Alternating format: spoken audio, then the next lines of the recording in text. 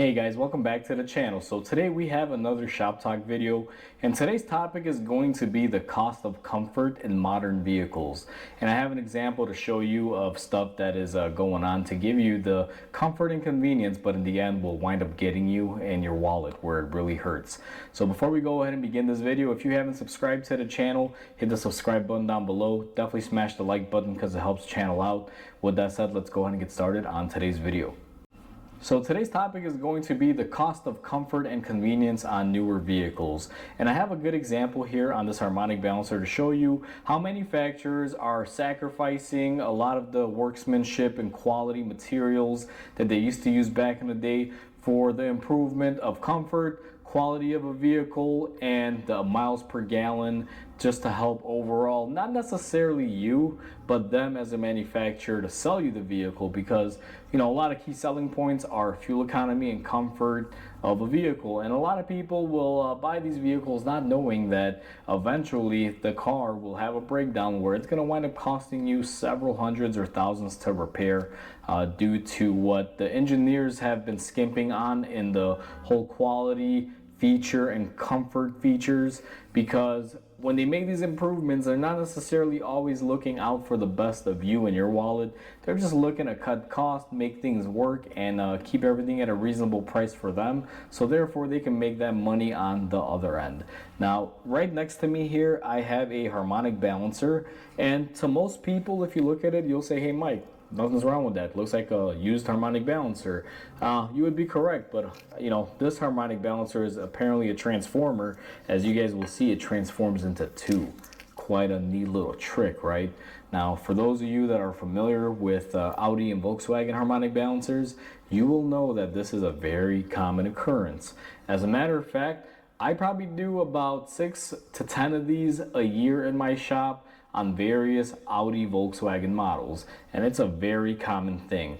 Now, I'm not gonna hold both of these up at the same time because it can be a little heavy, especially this guy. So most harmonic balancers, they're never really a solid one piece. You need some sort of in-between rubber bushing to help dampen the forces and the vibrations of the engine. Sometimes this can add to improved fuel economy, but overall it's basically improved comfort. You don't get engine vibrations and you don't feel your engine running, which is a key takeaway on why they use this type of style.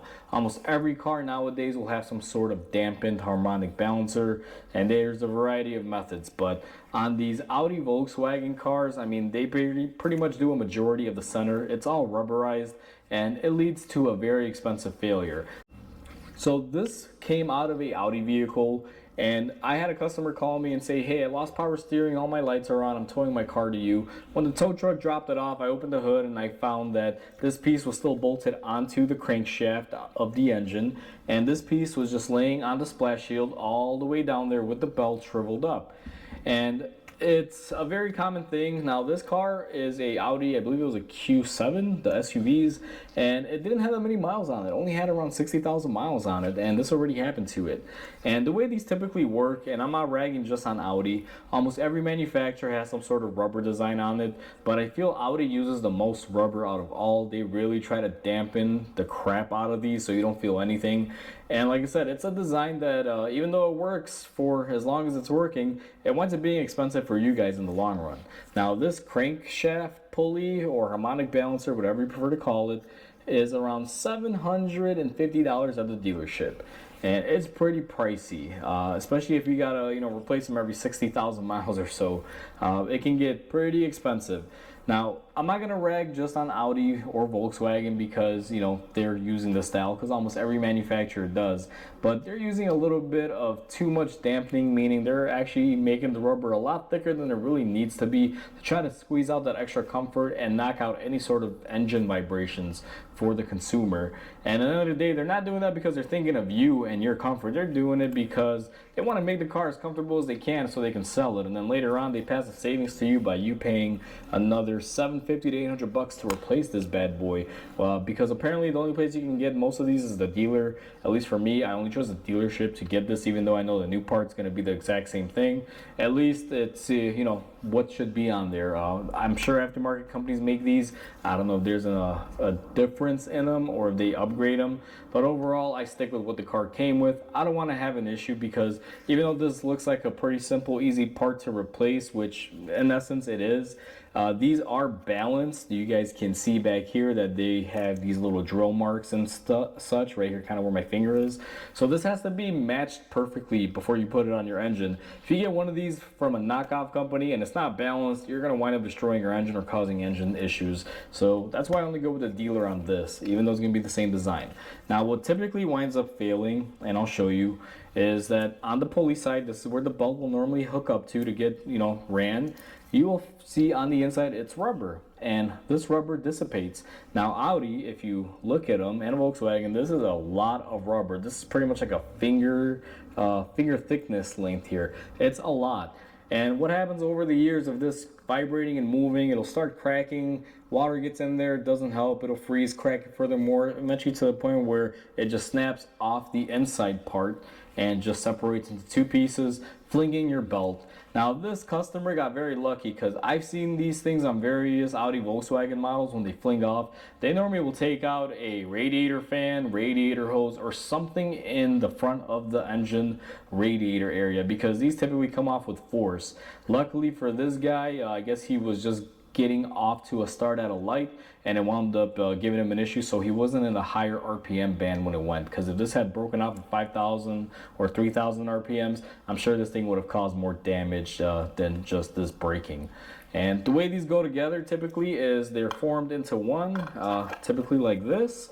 So it's able to spin everything together, but also if there's a shock load or a vibration, that rubber can help, reduce it and, keeps it in check. That's what gives you the comfort when the accessories come on and things like that. Now I'm gonna go ahead and set this down to the side because it is quite heavy to hold on to. I don't want to just keep it, up in the air. But overall, this is what manufacturers are doing nowadays. They're sacrificing, I guess you can say in a way, but it's not in a good way, because they are trying to give you the most comfort, but at what cost? Because if you're replacing this every 60,000 miles and the part alone is around, like I said, 750 to 800 bucks, it's a lot of money you're going to be replacing every few years, especially if you want to keep the car long term. So in essence, they're not really looking out for you, they're looking out for themselves. They want to make the car as good as they can just so they could sell it, and then whatever happens, it's out of their hands. And they know this thing is not going to fail in 20,000 miles typically, unless the car is about 10 years old and has never really been moved on the road a lot, or like a weekend driver. But overall, they know what they're doing, and it's at a cost of us, the consumers. So this is just a normal trend. This is very common, and many manufacturers have a way of doing this. It's not just Audi, Volkswagen, but this is just a specific example that I have, guys. And I just wanted to make this video to show you guys how engineering is getting to a point where they're trying to give us comfort, and I guess you can say the best, but it's going to be at a sacrifice, and it usually means to higher repair bills and more frequent repairs, because this is a highly consumable part. They all eventually go, and it's a very common failure prone on these vehicles.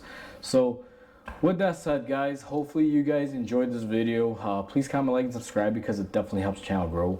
Hope you guys have a wonderful day, and I'll catch you guys on the next video.